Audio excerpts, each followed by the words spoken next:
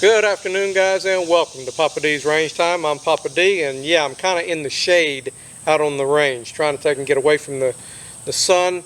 The oak tree is helping me out. A little bit different on this one today. I've been trying to take and go to an Appendix carry with my Swamp Fox, it's the Hellcat, with the Hellcat with the Swamp Fox optics on it. But the Hellcat is a little bit smaller than the 19 that I carried for years. And I'm not going to say that I like it better than the 19, but it's a little bit smaller, makes it easier to conceal and carry. Typically, I carry this gun in a 4 o'clock position with an Alien Gear cloak holster. I really like this holster. It has a soft nylon backing to it, Kydex shell, and you can take and change your shells out for different types of guns. So for another $12 or $15, I could put a different shell on this. Be good for my 19 or some other gun. This is how I normally carry. I have tried several different Appendix carry holsters, and I'm just not a big fan of it. So I was in a local gun store the other day talking to a firearms instructor, and he was talking about the Galco Tuk and Go. This is an older model Tuk and Go. They make a 2.0 now that this will adjust to a different cant. But he was talking, and I asked him the advantages of it. And he got into the feature of the holsters. There's a spring steel around the top of it that holds it open so you can take and reholster while it's in place in your waistband. I thought that was pretty nice, but I was more interested in tactical advantages. So the first thing he said is you're faster with an Appendix carry, and I totally agree with that. And I did find out on my dry fire with this thing, I had to trim my thumbnail because without a t-shirt, whenever I came in to grab the gun, my thumbnail would scratch me. So just a FYI, keep your thumbnail trimmed so you don't scratch yourself if you're using just a t-shirt over it. Second thing he said, it's easier to conceal. A lighter garment, particularly in the summertime, can take and conceal it very well.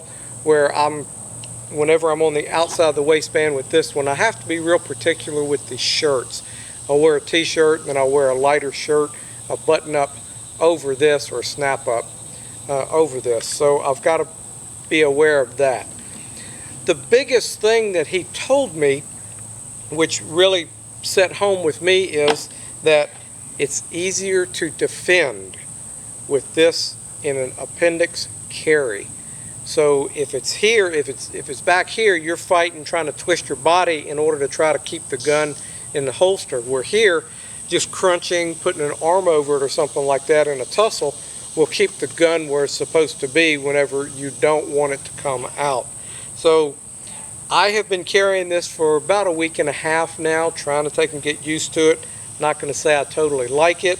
I'm sure he did say that the leather holsters give a little bit better over the Kydex. I do have several Kydex holsters, and I've got a box full of holsters that I have tried over the years that did not work out. Throw them in the box and use them as a paperweight. But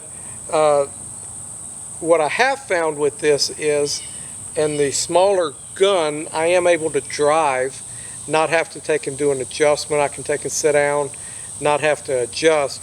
Unfortunately, in the work that I do a lot of bending over, squatting, and everything else. Even though the clip is really well on the belt, I did one time that it did pop loose and it did rise a little bit. It wasn't a problem because I was able to put my heel of my hand on the gun, push it down, and it snapped right back in place. Not sure exactly how I did that, but that was just for my information. Anyway, I'm going to take and put the holster in. I'm going to be doing some dry fire and then some shooting so that I can show you how I am working through this. This is not going to look really good. I'm not fast with it yet. I've got a lot more dry firing to do in order to get comfortable with it. However, I know that with the cloak, it's most of the time a two-handed draw where I'm getting better with dragging my thumb up and then down in order to get this with a little bit of dry fire that I have done. Anyway guys, stay with me. I'm going to take and actually do some dry fire drills. I'll get this on. We'll take and get all suited up and see what's what. Let's see what happens. Alright guys, I am back, still in the same spot. The sun is still cooperating with the oak tree, so that's good.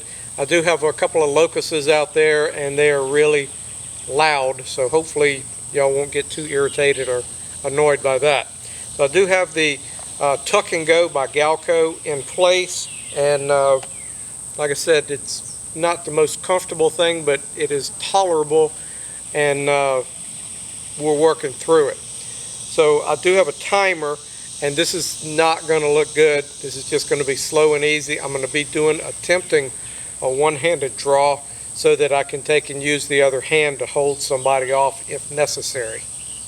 So again, let's just run a couple of them and see what happens.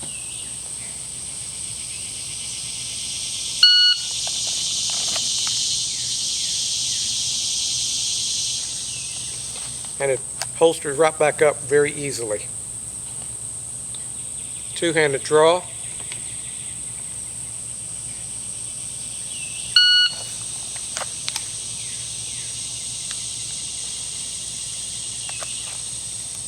And I do like the idea that it holsters up. I know exactly where it is, so where I can take and holster up pretty quick. Gun is unloaded. This is dry fire, no ammo. Well, there's that, but it's... Anyway, one more time, and then we'll take and go to live fire.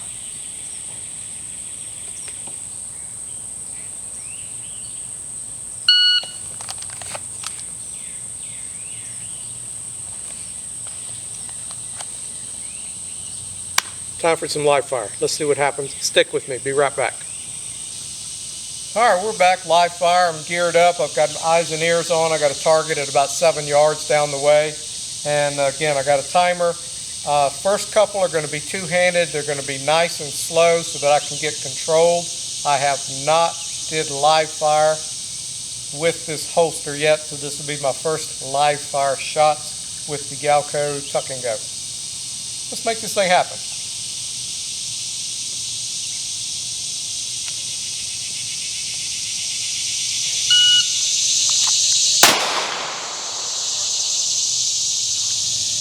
Good hit.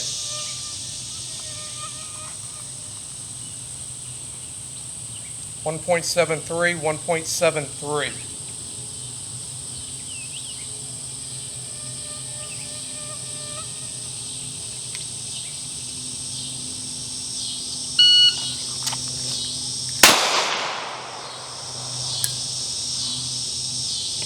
.05.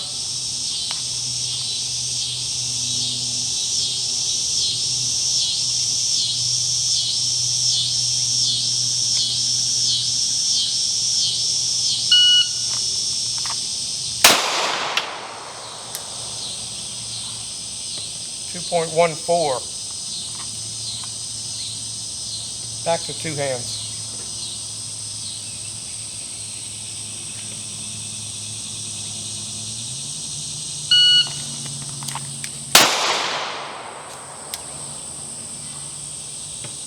.85.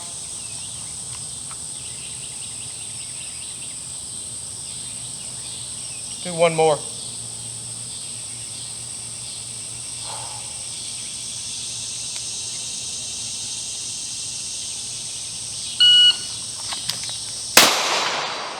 Off the shirt a little bit.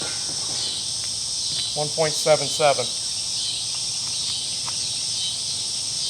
So it's going to take a lot more work for me. I want to take and get this into 1.2, 1.3 second range. Not sure if I can do that or not. I'd like to be able to adjust my belt to maybe loosen it up and give me a little bit more room, but I need my belt to hold my pants up. So I don't know how that's going to work out.